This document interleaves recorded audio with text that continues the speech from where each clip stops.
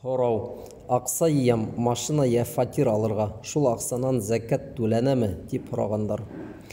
Әгәр шул йыйған аҡсағыҙ нисап күләменә барып еткән икән, һәм ана шул йыйылған аҡса 1 йыл ятҡан икән, был аҡсанан зәкәт сығарылырға тейеш. Нисап ул 85 грамм алтын, яғни мана бөгөн аҡсаға күсерһәк, ул 278.800 һум самаһы, ләкин һеҙ саҡ ҡына әҙерәк итеп алығыҙ барыбер. 278-ҙе күҙ алламағыҙ, бәлки саҡ ҡына әҙерәк булһа ла, запас итеп алығыҙ. Ана шул нисап тип атала.